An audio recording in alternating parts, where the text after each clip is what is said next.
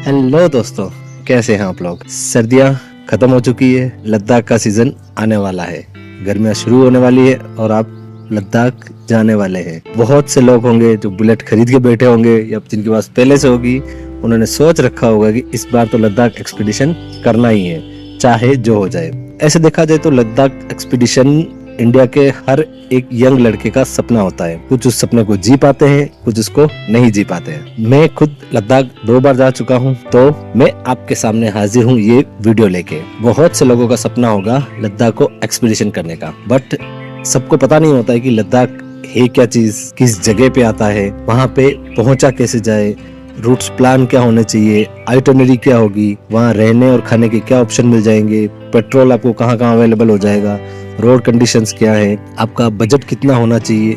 ये बहुत सारे सवाल आपके दिमाग में आ रहे होंगे अगर आप भी लद्दाख का प्लान कर रहे हैं तो। कौन सी गाड़ी लेके आप वहाँ पे जा सकते हैं, आपके पास जो गाड़ी है वो वहाँ पे चल पाएगी या नहीं। ऐसे कई सारे सवाल है जो आपके दिमाग में आ रहे होंगे, तो आपने क्लिक किया है एकदम सही वीडियो। मैं आपके सामने लेकर हाजिर हूँ एक वीडियो जिसमें मैं आपके सारे सवालों का जवाब दूंगा। मैं क्यों दे पाऊंगा, क्योंकि मैं खुद लद्दाख 2 बार एक्सपीडिशन कर चुका हूँ, लगभग जगह मैं कवर कर चुका हूँ लद्दाख की। तो मुझे एटलीस्ट इतना एक्सपीरियंस तो हो गया है कि मैं फर्स्ट टाइमर को अच्छे से गाइड कर सकता हूँ। फर्स्ट टाइमर क्या, जो जितनी भी बार जा रहा है, अगर आप दूसरी बार भी जा रहे हैं तो मैं दूसरी बार कर चुका हूँ, तो मैं आपको अच्छे से वो बता पाऊंगा। चलिए शुरू करते हैं। सबसे पहले बात कर लेते हैं कि लद्दाख है क्या चीज। लद्दाख कोई स्टेट है, कोई जगह है, क्या है एक्चुअल में। लद्दाख, लेह लद्दाख दोनों साथ में बोला जाता है। लद्दाख एक यूनियन टेरिटरी है। पहले ये JNK का एक पार्ट हुआ करता था, बट अब इसको अलग करके एक यूनियन टेरिटरी बना दिया गया है। उसका जो हेडक्वार्टर सिटी है, हेडक्वार्टर टाउन बोल सकते हैं, हेडक्वार्टर शहर बोल सकते हैं, वो है लेह। तो अगर आपको लद्दाख एक्सपीडिशन करना है तो आपका मेन टारगेट रहेगा लेह तक पहुंचने का। जो लेह जो है वो हिमालय रेंजेस की पहाड़ियों की गोदी में बसा हुआ एक छोटा सा शहर है। अब बात कर लेते हैं रूट्स की, मोड ऑफ ट्रांसपोर्ट की। सबसे पहले अगर मोड ऑफ ट्रांसपोर्ट की बात करें, बाय ट्रेन की बात करें तो आप सिर्फ जम्मू तक पहुंच पाएंगे बाय ट्रेन, तो बाय ट्रेन आप अवॉइड ही करें, ज्यादा बेटर रहेगा। दूसरा है बाय एयर। अगर बाय एयर आप जाते हैं तो लेह सीधा आप लैंड कर सकते हैं। मेजर सिटीज से लेह के लिए आपको फ्लाइट अवेलेबल हो जाएगी, तो आप सीधा लेह में लैंड कर सकते हैं। दूसरा और सबसे फेमस जो तरीका है वो है बाय रोड, या बाइक से जाओ, कार से जाओ, आपकी मर्जी है। अगर बाय रोड आपको लेह जाना है ना, तो मैं यही सजेस्ट करूंगा कि आप बाय बाइक ही जाएं। अगर रूट्स की बात करें तो अगर दिल्ली को हेडक्वार्टर माने, जहां से हमें शुरू करना है, बेस कैंप माने, तो इसके 2 रास्ते हो सकते हैं। एक तो आप वाया जम्मू, श्रीनगर, कारगिल होके लेह पहुंचे। दूसरा है आप मनाली, सरचू, पांग ऐसे होते हुए आप लेह पहुंचे। मेरा जो पर्सनल फेवरेट रूट है, मैं जो सर्किट करना चाहता हूं या किया जो भी है व्हाटएवर, और जो फर्स्ट टाइम कर रहे हैं उनको मैं यही राय दूंगा कि आप श्रीनगर की साइड से शुरू कीजिए। श्रीनगर कारगिल होते हुए आप लेह पहुंचिए, वापस आते टाइम आप सरचू और मनाली होते हुए वापस आ जाइए। ये मैं ऐसा इसलिए कह रहा हूँ, अगर आप श्रीनगर की साइड से जाते हैं तो जो एल्टीट्यूड है वो धीरे धीरे गेन होता है, तो उससे क्या है कि आपकी बॉडी उन माउंटेन्स के हिसाब से एक्लाइमेटाइज होती रहती है।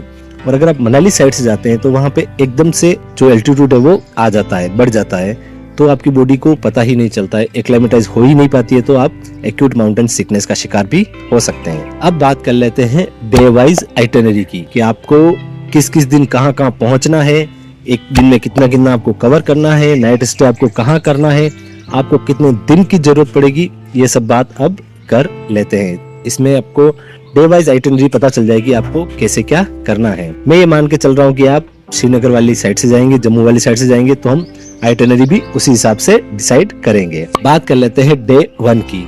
डे 1 आप दिल्ली से निकलेंगे और पठानकोट या जम्मू, जहां तक भी आपको फिजिबल लगे, जहां तक भी आप आराम से पहुंच जाए, आपको पहुंच जाना है। और मैं ये मान रहा हूँ कि आप जम्मू तक पहुंच जाएंगे, अराउंड 600 किलोमीटर का पड़ेगा, आप इजीली पहुंच जाएंगे, कोई दिक्कत आपको कहीं होने नहीं वाली। जम्मू पहुंच के आपको नाइट स्टे आपको जम्मू में करना है। अब बात कर लेते हैं डे 2 की। डे 2 में आपको जम्मू से निकलकर पहुंचना है आपको श्रीनगर। ये अराउंड 250 किलोमीटर की जर्नी होगी और माउंटेन्स की अच्छे से शुरुआत हो चुकी होगी, तो आपको पूरा माउंटेन्स में ही कवर करना है। तो आप आराम से शाम होते होते श्रीनगर तक पहुंच जाएंगे। श्रीनगर में भी आपको रहने खाने के अच्छे खासे ऑप्शन मिल जाएंगे, आपको होम स्टेज मिल जाएंगे, तो आप वहाँ स्टे कर सकते हैं। आप किसी होटल में, अगर आपका बजट अच्छा है तो आप होटल में भी स्टे कर सकते हैं, और भी ज्यादा अच्छा बजट है तो आप शिकारा में भी स्टे कर सकते हैं। अगर आपके पास दिन ज्यादा है तो आप 3rd डे भी श्रीनगर में स्पेंड कर सकते हैं, आप श्रीनगर को भी एक्सप्लोर कर सकते हैं। श्रीनगर में भी घूमने की बहुत सारी जगह है, शंकराचार्य टेम्पल हो गया, मुगल गार्डन हो गया, डल लेक हो गई, और भी बहुत सारी जगह है जो आप श्रीनगर में एक्सप्लोर कर सकते हैं। मैं आपको ये रिकमेंड करूंगा कि आप अगर आ रहे हैं और फ्यूचर में आपको कभी आना वापस नहीं होगा तो आप एक्स्ट्रा टाइम लेके आइए और एक दिन आप श्रीनगर में भी स्टे कीजिए और थर्ड नाइट भी आप श्रीनगर में गुजारिए। अब बात करते हैं डे 4 की।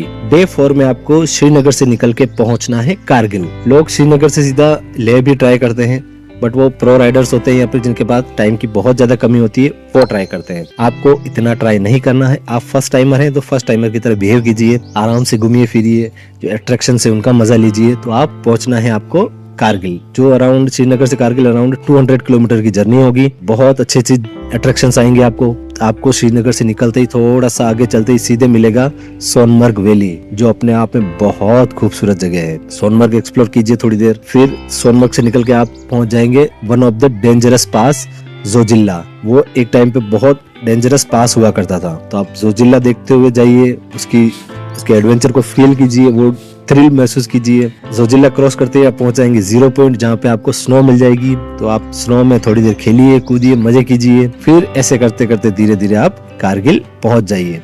रास्ता बहुत ही खूबसूरत है, बहुत ही मजेदार है और बहुत ही एडवेंचरस है। तो आपको आराम से जाना है, मजे करते हुए जाना है। आप लगभग 8 से 10 घंटे में मजे करते हुए कारगिल पहुंच जाएंगे, जहां जाके आपको 4th नाइट कारगिल में स्टे करना है। 5th डे आपको कारगिल से निकलकर पहुंचना है लेह। बहुत ही शानदार रास्ता है, 200 से 220-230 किलोमीटर की जर्नी है।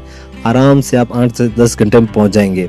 बीच में जो सीनिक ब्यूटी की बात करूं, सबसे अच्छा लामायुरू आएगा, जो इंडिया का मूनलैंड कहलाता है। इसके बाद आपको आएगा मैग्नेटिक हिल, पत्थर साहब गुरुद्वारा, मोरे प्लेन्स और निम्मू कॉन्फ्लुएंस, जहाँ पे जंस्कार और इंडस रिवर का कॉन्फ्लुएंस होता है। वो बहुत सारे अट्रैक्शंस आएंगे, तो आपको हर जगह रुकते हुए जाना है, हर जगह को एक्सप्लोर करते हुए जाना है और आराम से आप 8 से 10 घंटे में लेह पहुंच जाएंगे। लेह पहुंचते ही आपको अपने रहने का जुगाड़ करना है। मैं तो यही कहूंगा कि आप होटल के भरोसे मत रहिए, होम स्टे का जुगाड़ कीजिए।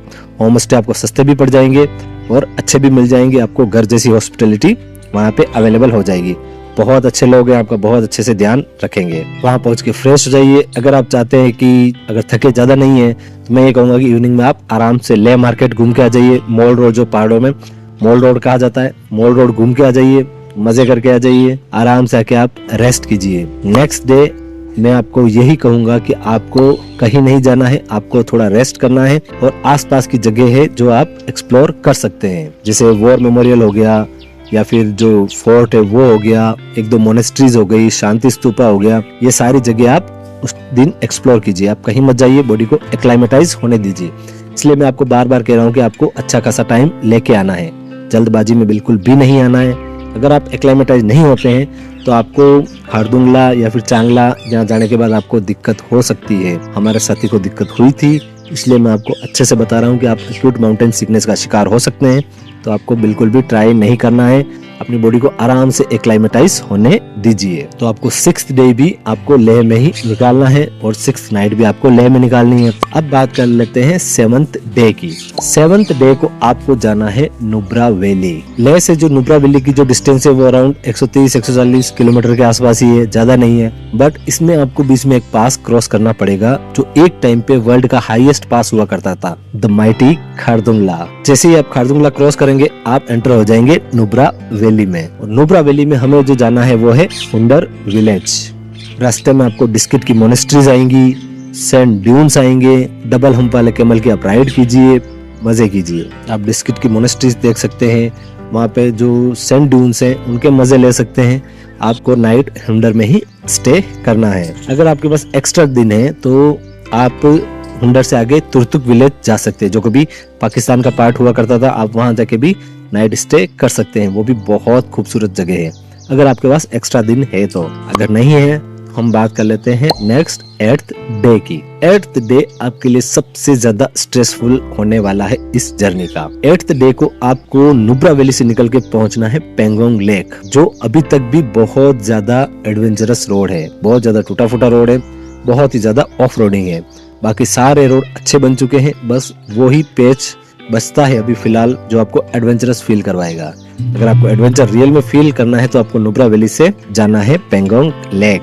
वो है 8th डे। वो अराउंड 230-240 किलोमीटर की जर्नी होगी, जिसमें आपको आराम से 10 से 12 घंटे लग जाएंगे। तो आपको क्या करना है, वो सुबह बहुत जल्दी निकलना है, ताकि जो बर्फ का पानी पिघल के रोडों पे आता है, जो वाटर क्रॉसिंग से आपको मिलती है, वो थोड़ी सी कम मिलेगी तो सही आपको, बट वो जितना जल्दी निकलेंगे वो थोड़ी कम मिलेंगी, नालों जैसी मिलेगी, नदियों जैसी नहीं मिलेगी। पेंगोंग लेक जाना इसलिए जरूरी है, जैसे 4 धाम यात्रा में आप केदारनाथ धाम जाना जरूरी ही है, वैसे ही आपको पेंगोंग लेक जाना भी जरूरी है लद्दाख में। लद्दाख में अगर पेंगोंग लेक नहीं गए तो आपने कुछ भी नहीं देखा। आप तो ऐसे करते शाम होते होते पेंगोंग लेक पहुंच जाएंगे। जैसे ही आपको उसका फर्स्ट व्यू मिलेगा ना, आपकी सारी थकान मिट जाएगी और आपको लगेगा इस व्यू के लिए इतनी तो स्ट्रेच बनता है, इतना तो होना ही चाहिए।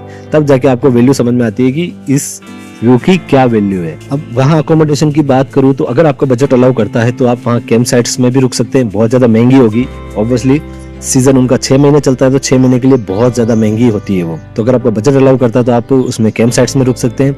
और अगर आपको बजट अलाउ नहीं करता है तो थोड़ा सा आगे जाके मेराक विलेज आएगा। मेराक विलेज में आप होम स्टे ले सकते हैं, वहाँ पे छोटी मोटी 1-2 होटलें भी होंगी, वो भी ट्राई कर सकते हैं अकॉर्डिंग टू योर बजट। तो आपको 8th नाइट पेंगोंग में स्टे करना है। 90 दिन की सुबह उठिए, पेंगोंग के नजारों का आनंद लीजिए। सुबह सुबह उठिए और सनराइज होता हुआ देखिए, उस पानी को देखिए, आपको मजा आ जाएगा, आपको आनंद आ जाएगा। आपको ऐसा लगेगा कि ये जगह छोड़ के तो जाना ही नहीं है। फिर 9th डे आपको करना है पेंगोंग से वापस ले, जो अराउंड 150-160 किलोमीटर, ये ज्यादा नहीं है।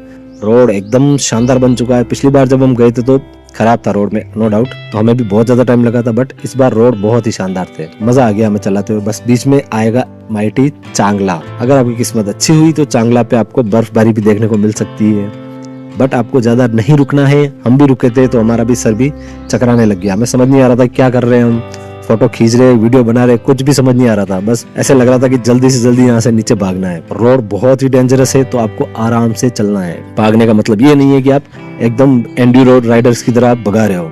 आप एंड्यूरो राइडर नहीं हो, फर्स्ट टाइमर हो, और माउंटेन के खिलाफ कभी नहीं जाना है।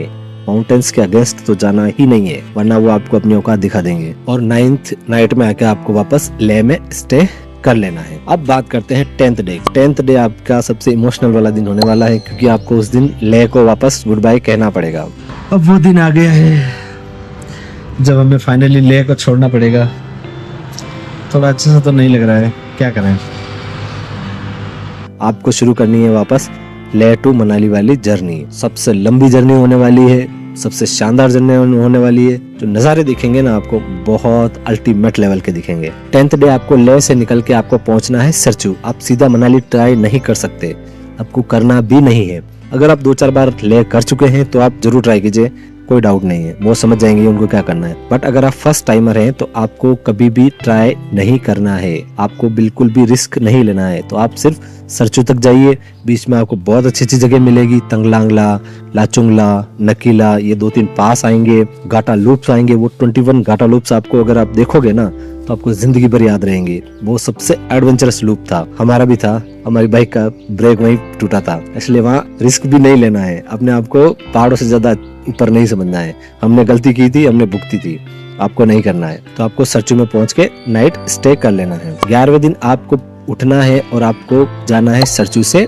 मनाली। सरचू से मनाली की जो डिस्टेंस है वो अराउंड 240-250 किलोमीटर पड़ती है और आपको 8 से 10 घंटे लग जाएंगे। बीच में अगर अट्रैक्शंस की बात करूँ तो सबसे शानदार व्यू जहाँ से माउंटेन्स का मिलता है ना, वो है बारालाचला पास। तो आप बारालाचला पास क्रॉस करेंगे, आप फिर उसके बाद सिस्सू से होके आएंगे। सिस्सू वाटरफॉल देखने को मिलेगा आपको, बहुत ही शानदार वाटरफॉल है, आप जरूर जाके आइए। उसके बाद आपको अटल टनल देखने को मिलेगी, जो हाई एल्टीट्यूड पे इतनी अच्छी टनल बना रखी है। और अगर आप कार से कर रहे हैं तो आप रोहतांग पास होके भी आ सकते हैं। बाइकर्स को अलाउ नहीं है, इसलिए मैंने बाइकर का नाम नहीं लिया, कार वाले ही जा सकते हैं। तो आपको मनाली में पहुंच के नाइट स्टे कर लेना है, 11वीं नाइट। अब डे 12 की बात कर ले तो मैं ये कहूंगा कि आप 12वां दिन आराम से मनाली में निकालिए, बिल्कुल रिलैक्स निकालिए। आप मॉल रोड घूम लीजिए, आप बंजी जंपिंग कीजिए, रिवर राफ्टिंग कीजिए, जिप लाइन ट्राई कीजिए, हॉट एयर बलून राइड कीजिए, आप जो कर सकते हैं वो कीजिए, मजे कीजिए। 12वां दिन आपने इतनी अच्छी जर्नी कंप्लीट करी है ना, तो उसका जश्न मनाइए,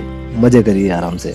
12वां दिन आप मनाली में निकालिए, 12वीं नाइट मनाली में निकालिए, 13वीं नाइट को सुबह जल्दी उठिए और वापस दिल्ली पहुंच जाइए। तो ये थी आपकी आइटनरी जो आप श्रीनगर से शुरू करेंगे और वापस मनाली आके खत्म करेंगे। इस आइटनरी के लिए आपको मैं ये सजेस्ट करूंगा कि ये जैसे 13 दिन बताए मैंने, तो आपको 15 दिन लेके आने हैं। 2 दिन आपको स्पेयर में लेके आने हैं, क्योंकि माउंटेन्स है, कोई भरोसा नहीं है कब रास्ते बंद हो जाए, कब क्या हो जाए आपके साथ, कुछ कह नहीं सकते। किसी भी तरह का कोई भरोसा नहीं होता, कभी भी स्नोफॉल हो सकता है, कभी भी पहाड़ सरक सकते हैं, कभी भी रास्ता बंद हो सकता है। तो आपको बिल्कुल भी रिस्क नहीं लेना है। 2 दिन आपको स्पेयर में लेके आने ही है। जो और ज्यादा दूर से आ रहे हैं तो उनको 3 या 4 दिन स्पेयर में लेके आने चाहिए, मैं ये कहूंगा। तो number of days required are 15 days from Delhi to Delhi. आपको 15 दिन की छुट्टियों के लिए मना नहीं पड़ेगा अपने बॉस को, या तो बोल दीजिए मैं ना रहा हूँ, जो होगा देखी जाएगी। ऐसा नहीं करना है, क्योंकि जो होगी वो फिर देखी नहीं जाएगी। अब बात करें फूड एंड अकोमोडेशन की। सबसे पहले अकोमोडेशन की बात करें तो मैंने जो आइटनरी बताई है, आप उसमें आपको कहीं भी कोई भी दिक्कत नहीं होने वाली है, कि ये एकदम सीजन के हिसाब से परफेक्ट आइटनरी है। जहाँ जहाँ आपको रुकने का बताया, वहाँ आपको सीजन में सारी व्यवस्थाएं मिलेंगी। आपको श्रीनगर में तो वैसे ही महंगी महंगी होटलें मिल जाएंगी, कारगिल में बहुत अच्छी होटलें मिल जाएंगी, लेह में आपके बजट जितना अलाउ करता है उतनी होटलें मिल जाएगी, नुब्रा वैली में आपको अच्छी सी जगह मिल जाएंगी, पेंगोंग लेक में मिल जाएगी, सरचू में मिल जाएगी, मनाली तो ऑब्वियसली टूरिस्ट हब ही है, तो आपको रहने के लिए कहीं कोई दिक्कत नहीं होने वाली। खाने पीने की बात करें तो जो पहाड़ी खाना है, वो जो पहाड़ों में चलता है, जैसे मैगी, अंडे, ऑमलेट, ये सारी चीजें आपको मिल जाएंगी। ऐसे नहीं कि आप नुब्रा वैली में जाके 5 ही पकवान का वो कर रहे हो, तो वो नहीं मिलने वाला। आपको लोकल फूड मिल जाएगा, आपको मैगी वेगी ये मिल जाएगी, आपको पराठे मिल जाएंगे, आपको चावल मिल जाएगी, आपको रोटी मिल जाएगी, सब्जी मिल जाएगी। आराम से खाने की कोई दिक्कत नहीं होने वाली, आपको हर जगह खाना मिल जाएगा। अब रोड कंडीशंस की बात करें तो जब हम पहली बार गए थे ना लद्दाख, तब तो रोड की कंडीशन बहुत ही ज्यादा खराब थी, बट इस बार हर जगह मतलब हर जगह रोड बहुत ही शानदार बन चुकी है। पिछली बार तो जैसे हम लेह से पेंगोंग भी गए थे, वो रास्ता बहुत ही बेकार था, बट इस बार जो रास्ता था ना, मक्खन था, एकदम मजेदार। अभी जो सिर्फ पेच जो बचता है, वो नुब्रा वैली से जो पेंगोंग वाला रास्ता है, वो एडवेंचरस बचा है। ठीक है, पहाड़ों में जा रहे हैं, वो एडवेंचर तो फील होता है, बट जो ऑफ रोडिंग वाला एडवेंचर है ना, वो आपको सिर्फ उस रास्ते पे मिलेगा। बाकी अब कहीं भी आपको कोई भी एडवेंचर नहीं मिलता है। थोड़े थोड़े पेचेस तो हर जगह खराब मिल जाएंगे, जैसे पानी जा रहा होगा, वाटर क्रॉसिंग्स होगी, वो तो हर जगह मिल जाएंगी, बट जो रियल में जो ऑफ रोडिंग होती है ना, वो लगभग खत्म ही हो चुकी है। अब बात कर लेते हैं कि लेह के लिए कोई परमिट की जरूरत पड़ती है क्या? हाँ जी, लेह में पहले परमिट चलता था, अब वो ग्रीन टैक्स बोल लो, लोग उसको अभी भी परमिट ही बोलते हैं। इनर लाइन एक परमिट चलता है। आपको लेह तक जाने के लिए तो कोई परमिट नहीं चाहिए, बट फिर लेह से आसपास की जो चीजें आप एक्सप्लोर करेंगे ना, उसके लिए आपको परमिट की जरूरत पड़ेगी, क्योंकि एक वो बॉर्डर वाला एरिया है, थोड़ा सेंसिटिव जोन हो जाता है, तो वहाँ पे सारा रिकॉर्ड रहता है कि भाई कौन आया कौन गया, वो सारी चीजें रहती है। परमिट आप आराम से ऑनलाइन भी बना सकते हैं। लेह के डीसी ऑफिस वाली वेबसाइट पे जाइए, आपको सीधे परमिट बनाने का ऑप्शन मिल जाएगा, आप पे कीजिए और आपको परमिट मिल जाएगा। मैं ये कहूंगा कि आप जिस दिन लेह पहुंचने वाले हैं ना, उससे 2 दिन पहले का परमिट निकालिए, क्योंकि वहाँ पे लेह पे आपको 2 दिन का वो एक्लामेटाइजेशन मांगते हैं। अगर आपके पास दिन नहीं है ज्यादा, तो आप 2 दिन पहले का वो निकालिए, आपको कुछ पैसे एक्स्ट्रा देने पड़ेंगे और आप परमिट निकाल सकते हैं। अब बात करें कि आप कौन सी गाड़ी लेके जा सकते हैं, 4 व्हीलर से जा सकते हैं, 2 व्हीलर से जा सकते हैं, कैसे जा सकते हैं। देखिए, सबसे पहली बात तो पहले लोग ये करते थे कि चाहे ये दिल्ली हो गई, मनाली हो गई या श्रीनगर हो गया, यहाँ से बाइक रेंट करते थे और लेके चले जाते थे, बट अब बहुत ज्यादा रिस्ट्रिक्शंस आ गए हैं। जब इस बार हम भी गए थे ना, उस दिन तो वो चुनाव वाला दिन था, तो हमें ज्यादा दिक्कत आई नहीं, बट ये बहुत ज्यादा दिक्कत वाली बात है। आप बाहर की कोई भी गाड़ी रेंटेड नहीं ले जा सकते। अब खुद की गाड़ी है तो आप लेके जाइए, 2 व्हीलर लेके जाइए, 4 व्हीलर लेके जाइए, जैसे भी आप ले जा सकते हैं। बट अगर आपको लेह में आसपास की चीजें घूमनी है, तो आपको लेह से गाड़ी रेंट करनी पड़ेगी, वो अलाउ नहीं करेंगे, आप फंस सकते हैं। तो मैं ये कहूंगा कि आप खुद की गाड़ी ले जाइए आराम से। आपके पास अगर स्प्लेंडर भी है ना, वो भी लेके जाइए। लोगों को सीडी डिलक्स पे घूमते हुए देखा है मैंने, स्कूटर पे घूमते हुए देखा है, स्कूटी पे घूमते हुए देखा है, पैदल घूमते हुए देखा, बाइक पे घूमते हुए देखा है। तो आप कोई भी बहाना मत बनाइए कि मेरे पास बाइक नहीं है, नहीं जा सकते। आपके पास जो बाइक है आप लेके जाइए, आराम से घूमिए। अब बात करते हैं कि आपको किस मौसम में जाना चाहिए। तो देखो, सबसे अच्छा जो मौसम रहेगा लद्दाख घूमने के लिए, वो मई जून से लगा के सितंबर अक्टूबर तक का। फिर उसके बाद बर्फबारी शुरू हो जाती है, पूरा बर्फ से ढक जाता है, तो आप ऐसे इतना आराम से नहीं घूम पाएंगे।